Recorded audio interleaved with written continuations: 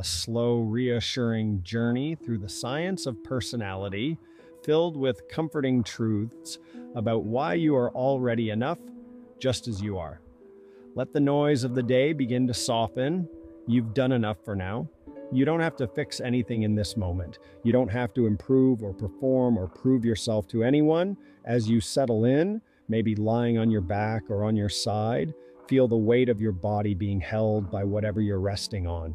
Your blanket, your pillow, the quiet air of the room. They're all part of a small, gentle world that is here just for you. Tonight, we're going to wander slowly through one of the most comforting fields of science, personality, the science of why you are the way you are and why that's quietly, beautifully okay. We'll talk about how most people are more normal than they feel, how your quirks are shared by millions, how your brain can gently change across the years, and how there is no single right way to be, only different ways of being human. As you listen, you can let your eyes grow heavy. You don't have to remember everything. These are soft facts meant to drift through your mind like clouds.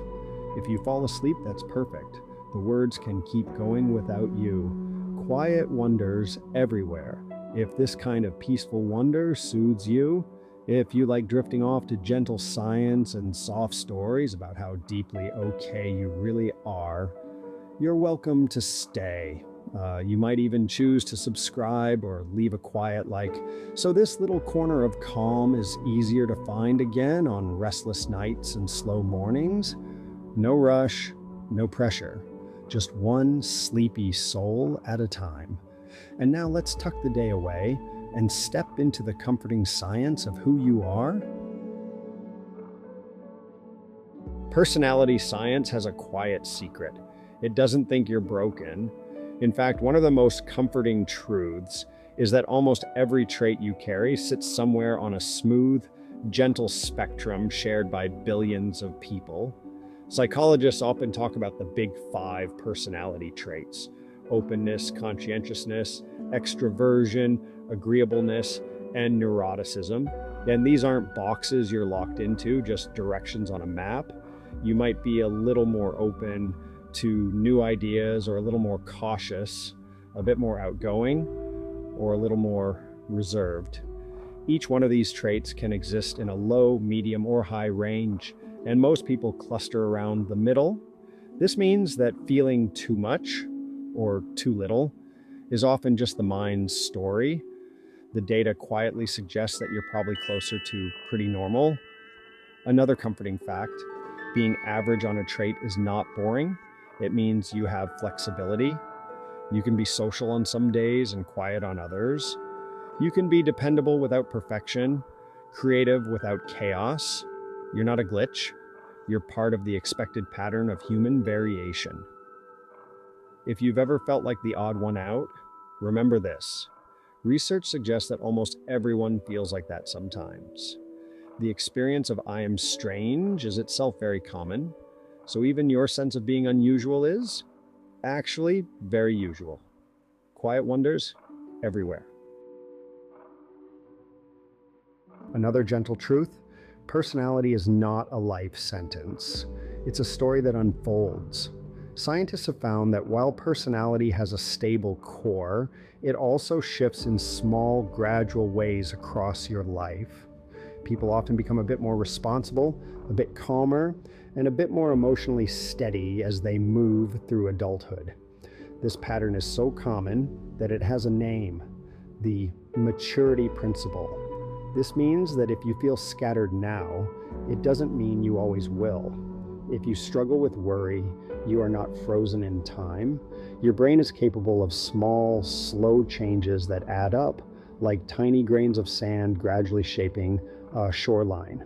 One comforting finding: even the traits we think of as set, like introversion or extroversion, can gently shift depending on context. Around trusted people, many introverts speak more. In safe, calm environments, anxious people relax into warmth and humor. Your personality is not a rigid mask. It's more like a soft, woven fabric that moves with the wind. Personality researchers sometimes say that traits are relatively stable. That word, relatively, is a kind of kindness. Stable enough that people know who you are, soft enough that growth is always possible. You are not stuck. You are a story in progress. Quiet wonders everywhere. Here is a comforting fact. Personality is about patterns, not single moments. When you think about yourself, your mind might grab onto the times you snapped or froze or said something awkward. But personality science is interested in what you usually do across many days and many situations. One storm does not define a climate. If you shouted once, that doesn't make you an angry person. If you avoided a party once, that doesn't make you hopelessly antisocial. Researchers look at averages, tendencies, and gentle trends over time. Another reassuring truth: people around you see a broader picture than you do in your most self-critical moments. Studies suggest that friends, family, and even acquaintances can have a reasonably accurate sense of your personality, and they usually see you as more likable and stable than you see yourself. Your inner critic zooms in on microscopic flaws. Personality science zooms out and says, look at the whole pattern.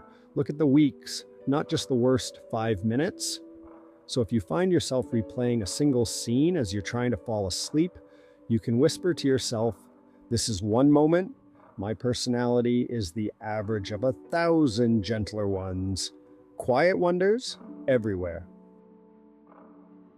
A soft, liberating fact. There is no scientific proof of a single ideal personality for life. Different traits fit different environments. A very conscientious person might thrive in structured jobs, while a highly open person may blossom in creative fields. A quiet, reflective person might be perfectly suited to deep focus work, while an energetic, talkative person might bring life to group projects and gatherings.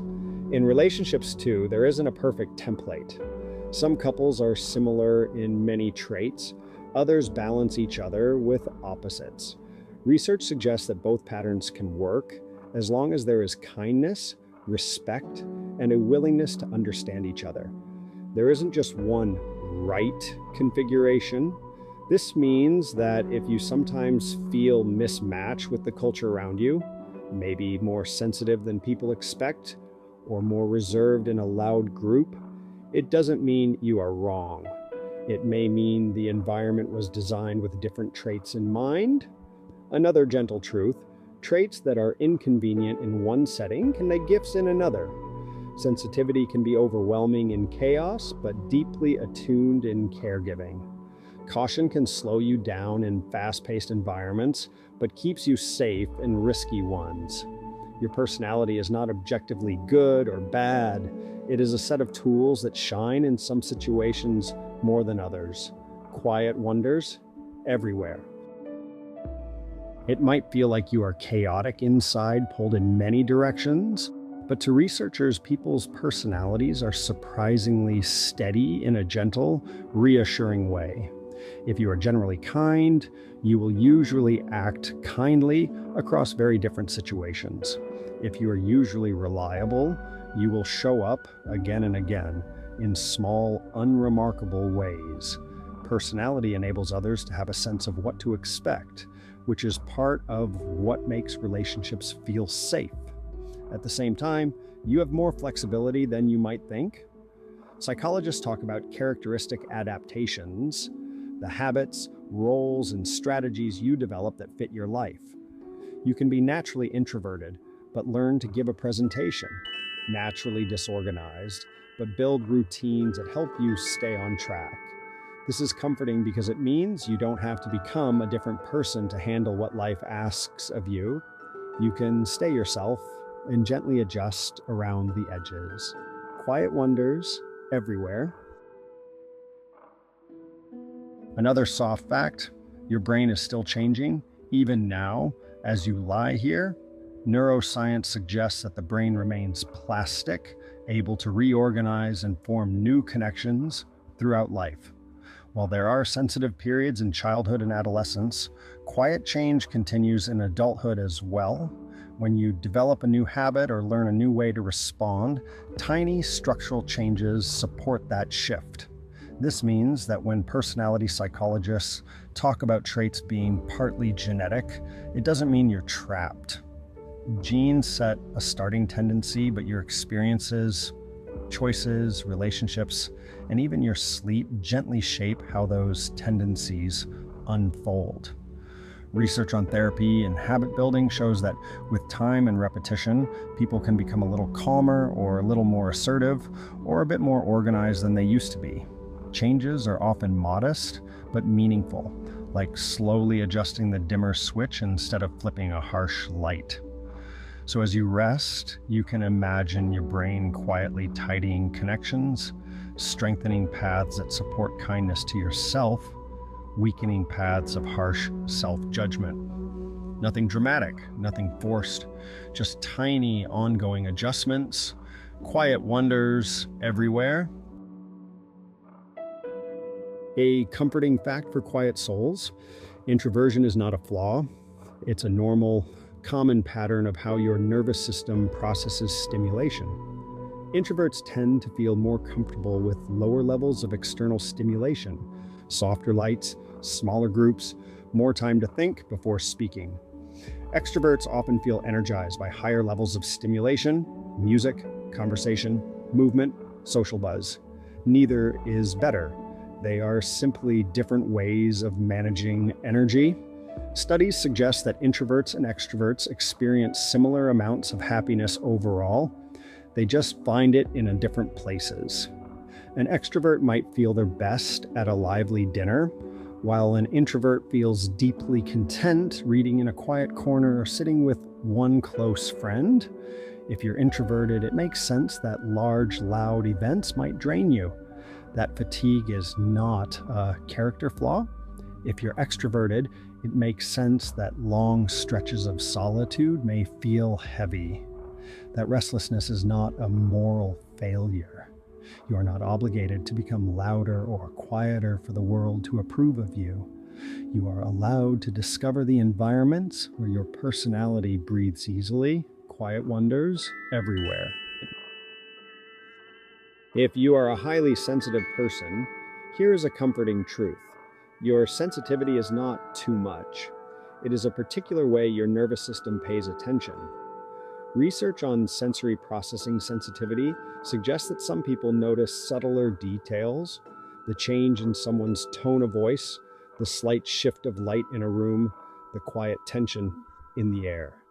This can feel overwhelming in noisy, rushed environments, but in calmer spaces, it becomes a gift of deep awareness. Sensitive people often show strong empathy, creativity, and careful decision-making. They tend to think before acting, to feel deeply, to spot potential problems before they arise. Yes, sensitivity can make you vulnerable to stress, but it also makes you exquisitely attuned to beauty, kindness, and meaning. A small gesture may touch you more. A piece of music may move you more. A comforting word may echo for days. You don't have to harden your heart to survive. You can instead choose environments, routines, and relationships that honor your softness, quiet wonders everywhere. Another gentle fact: your early experiences help shape your personality, but they are not the only authors of your story. Attachment patterns, family dynamics, and early relationships can influence how trusting, cautious, expressive, or self-contained you are. It can be comforting to see that some of your reactions have roots, that there is a reason certain situations feel especially hard.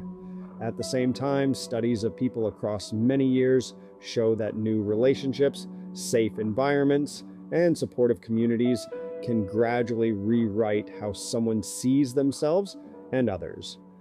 A person who grew up expecting rejection can, over time, learn to feel more secure when treated with steady kindness. Your past gives context, not chains.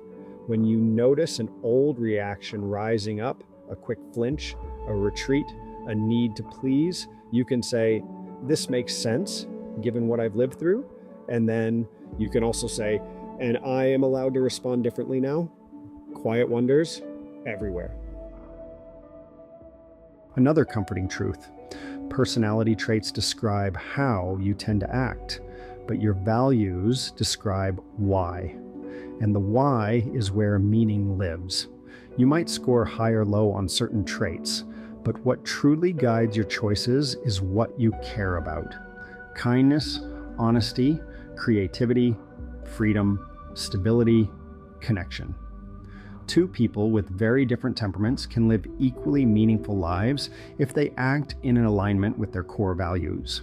Studies suggest that when people feel their actions reflect what they truly care about, they report more satisfaction and less regret, regardless of whether they are naturally introverted, extroverted, cautious, or adventurous. This means you don't have to become a different personality type to live a fulfilling life. You simply need to find ways for your existing tendencies to serve what matters most to you. A quiet person can live their value of connection through deep one-on-one conversations. A scattered person can live their value of creativity through spontaneous projects. Your traits are tools. Your values are the compass. Quiet wonders everywhere. Many parts of your personality that you call flaws began as attempts to cope. Perfectionism can be a way to feel safe in a world that felt unpredictable. People-pleasing can be a way to avoid conflict in a home that once felt tense. Detachment can be a way to protect a heart that has been hurt. None of this means you have to keep these patterns forever, but it does mean they make sense. They were strategies, not random defects. Recognizing this can loosen the harshness of self-judgment. When psychologists explore traits like anxiety or cautiousness, they often note that these tendencies can be useful in certain contexts. Worry can motivate preparation. Caution can prevent harm. Even traits that feel burdensome now may have helped you navigate earlier challenges. You can thank these parts of yourself for getting you this far, even as you gently teach them that it's okay to relax now. Your nervous system doesn't have to be on constant alert anymore.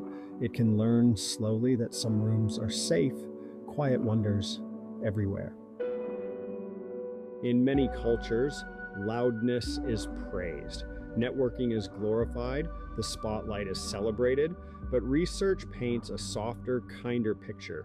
People highly value warmth, reliability, and authenticity, traits that introverts often carry in abundance.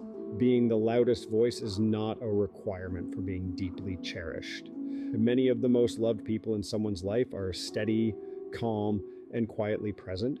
They may not dominate the room, but they anchor it. Studies on close relationships show that feeling understood, listened to, and accepted is more important than being constantly entertained or dazzled. So if your personality is quiet, slow to warm up, or observant, know this: you are fully capable of being someone's favorite person, not in spite of your quietness, but partly because of it. Quiet wonders everywhere. Another comforting fact: personality change, when it happens, is usually slow, subtle, and gentle. Studies suggest that people who deliberately practice new behaviors, like speaking up in meetings or organizing their schedule or expressing appreciation more often, may show tiny trait shifts over months and years. At first, these changes might not even feel like personality change. They feel like small habits. This is good news. It means you don't have to reinvent yourself in a burst of willpower. You can pick one small behavior that fits your values and repeat it kindly on many days. Your nervous system will gradually treat it as more familiar, less scary, more natural. If you want to be just a little more assertive, you can start with one extra honest sentence per week. If you want to be more organized, you can start with one small list each morning. Tiny shifts, repeated. No drama, no harshness, Your personality is like a garden. It doesn't need to be bulldozed. It needs small, consistent care. Quiet wonders everywhere. In a world that constantly tells you to optimize, upgrade, and hustle, here is a rare, soothing fact. It is psychologically healthy to rest from self-improvement. Your nervous system is not designed for continuous self-critique. Periods of simple acceptance, of allowing yourself to just be as you are, give your mind and body space to recover. Research on self-compassion suggests that treating yourself with the same kindness you would offer a close friend is associated with a lower anxiety, less depression, and a more stable sense of self-worth. You don't become lazy by pausing self-improvement. You become more whole. Rest allows your personality to breathe, to show up more authentically without the tight grip of constant judgment. Tonight, as you listen, you have permission to set down the heavy project of fixing yourself. For these moments and the ones that follow in sleep, you are simply allowed to exist. Quiet wonders everywhere. A comforting insight. Your personality often feels safest in gentle routines. Regardless of your traits, having predictable habits, like a regular bedtime, a favorite mug, a tiny ritual before sleep, can lower stress and help your nervous system shift into rest. People high in conscientiousness tend to enjoy structure naturally, but even those who are more spontaneous benefit from anchors in the day. These anchors tell your brain, we are safe now. This is familiar. You can relax. Your personality doesn't need to be constantly stimulated. It often blooms best when there is enough stability to explore from. Routines are not cages. They are soft nests, quiet wonders everywhere. As we drift toward the end of this journey, here is one more comforting truth. Your personality is uniquely yours, and yet you are part of a vast pattern of humans across time. For every trait you carry, there have been countless others who shared something similar. Poets and cooks, nurses and gardeners, parents and wanderers, sensitive people who loved deeply, practical people who kept everything running, curious people who asked gentle questions in quiet rooms. Personality science is, in a way, a love letter to this diversity.